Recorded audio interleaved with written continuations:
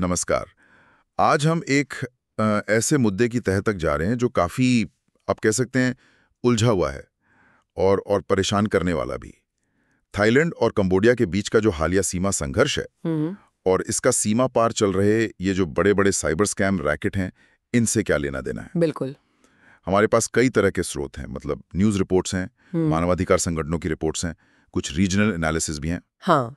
और ये सब मिलकर एक तस्वीर बनाते हैं जिसमें दशकों पुराना जमीनी विवाद है, फिर आज के जमाने का ये हाईटेक साइबर क्राइम है, सही। और शायद कुछ पेचीदा राजनीतिक तार भी जुड़े नजर आते हैं।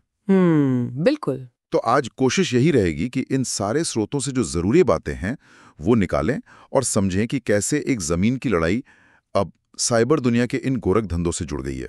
हाँ, चलिए देखते हैं। आइए इस मामले को जरा समझने की कोशिश करते हैं।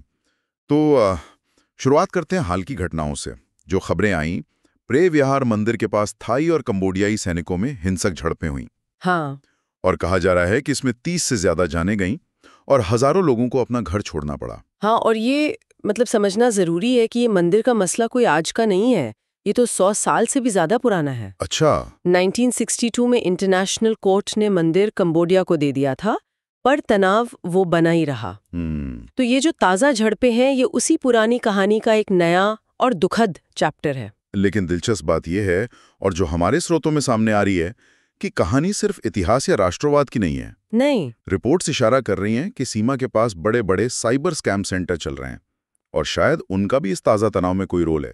ये कैसे जुड़ता है? बिल्कुल बिल्कुल, ये कनेक्शन वाकई चौंकाने वाला है। देखिए, इंटरपोल है, एमनेस्टी इंटरनेशनल है। हाँ। ये संगठन बताते हैं कि इन जगहों पर, जिन्हें वो स्कैमिंग के नर्क जैसा कुछ कहते हैं, वहाँ करीब 1 लाख, शायद उससे भी ज्यादा लोग फंसे हो सकते हैं। 1 लाख? हाँ, सोचिए, उन्हें एशिया के अलग अलग हिस्सों से लाया जाता है नौकरी का झांसा देकर, और फिर एक तरह की डिजिटल गुलामी में धकेल दिया जाता है। डिजिटल गुलामी मतलब उनसे फिर ये फर्जी रोमांस स्कैम, फिशिंग, धोखे से जानकारी निकलवाना, और ये क्रिप्टो करेंसी वाले फ्रॉड करवाए जाते हैं, और शिकार दुनिया भर में लोग बनते हैं। ये आंकड़ा ही अपने आप में होश उड़ाने वाला है। और फिर इसका आर्थिक पहलू, ASPI, Australian strategic policy institute, हाँ, ASPI, उनका अनुमान है कि ये स्कैम सालाना $12.5 अरब का कारोबार करते हैं। $12.5 अरब। ये रकम कंबोडिया की जो कुल GDP है ना, उसका लगभग आधा है। आप अंदाजा लगाइए, ये सिर्फ क्राइम नहीं, ये एक तरह की पैरेलल इकोनॉमी बन गई है। बाप रे। हाँ, और इसी भयानक स्केल और मानवाधिकारों के उल्लंघन की वजह से UN, अमेरिकी विदेश विभाग, सबने इसकी कड़ी आलोचना की है। अच्छा।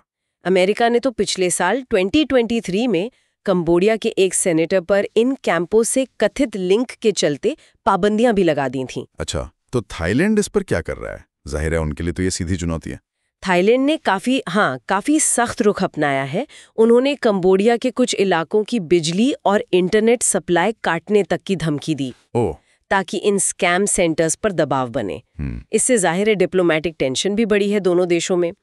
और वो अपने नागरिकों को, खासकर चीनी नागरिकों को छुड़ाने के लिए रेस्क्यू मिशन भी चला रहे हैं, क्योंकि कई रिपोर्ट्स कहती हैं कि इन कैंप्स के पीछे चीनी क्राइम सिंडिकेट का हाथ है। और यहीं पर मामला शायद और पेचीदा हो जाता है ना? क्योंकि कुछ आरोप वो कंबोडिया की सरकार या वहाँ के ताकतवर लोगों पर भी लगते हैं। हाँ, ये एक बहुत गंभीर पहलू है इसका। कई स्रोतों में, जिनमें वहाँ के निर्वासित विपक्षी नेता हैं सैम रेंसी, हाँ, सुना है नाम, उनके बयानों में भी कंबोडिया के पॉलिटिकल सिस्टम के कुछ लोगों पर इन क्रिमिनल गैंग से फायदा उठाने या उन्हें प्रोटेक्शन देने के आरोप लगे हैं। सैम रेंसी ने तो सीधा सीधा प्रधानमंत्री हुन सेन का नाम लिया है।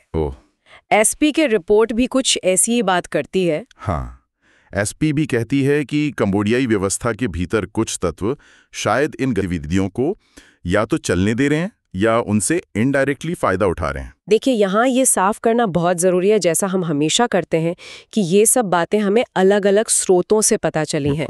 हम सिर्फ जानकारी दे रहे हैं। इन दावों की पुष्टि करना या किसी का पक्ष लेना हमारा काम नहीं है। सही बात है, ये रिपोर्टिंग है। हाँ, लेकिन अगर हम थोड़ा पीछे हटकर पूरी तस्वीर देखें, तो ये मामला अब सिर्फ मानवाधिकार या लॉ एंड ऑर्डर का नहीं रह गया है।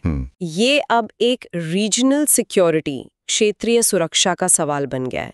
एक्सपर्ट्स मानते हैं कि ये शायद पहली बार हो रहा है क्या? कि डिजिटल स्कैम ऑपरेशंस दो देशों के बीच असली जमीनी मिलिट्री संघर्ष को अप्रत्यक्ष रूप से ही सही पर हवा देने में भूमिका निभा रहे हों। ये तो बहुत ही खतरनाक बात है। बिल्कुल, ये एक बिल्कुल नई और खतरनाक स्थिति है। तो मतलब कुल मिलाकर आज हमने ये देखा कि थाईलैंड कंबोडिया सीमा पर जो दशकों पुराना जमीनी विवाद था, हाँ, प्रे बिहार मंदिर वाला, हाँ, वो अब साइबर क्राइम, ह्यूमन ट्रैफिकिंग, अरबों डॉलर के अवैध मुनाफे और गंभीर राजनीतिक आरोपों के एक बेहद खतरनाक जाल में उलझ गया है। सही। एक पुराने मंदिर का झगड़ा डिजिटल युग के इतने बड़े अपराधों से इस तरह जुड़ जाएगा, ये वाकई किसी ने सोचा नहीं होगा। और ये स्थिति एक बहुत बड़ा सवाल खड़ा करती है ना, क्या? कि जब संगठित अपराध, ऑर्गेनाइज्ड क्राइम इतने बड़े स्केल पर इस तरह से काम करने लगे कि वो देशों के बीच मिलिट्री टेंशन तक को भड़का सके, हाँ, तो भविष्य में नेशनल सिक्योरिटी और इंटरनेशनल रिश्तों के लिए इसका क्या मतलब होगा, ये बहुत बड़ा सवाल है। बिल्कुल। और जाते जाते श्रोताओं के लिए भी एक विचार छोड़ जाते हैं। सोचिए, अगर साइबर अपराधियों की गिरोह इतने ताकतवर हो जाएं कि वो देशों के बीच लड़ाई झगड़े को हवा दे सकें, तो दुनिया भर में स्थिरता के लिए, ग्लोबल स्टेबिलिटी के लिए ये कितनी बड़ी चुनौती है।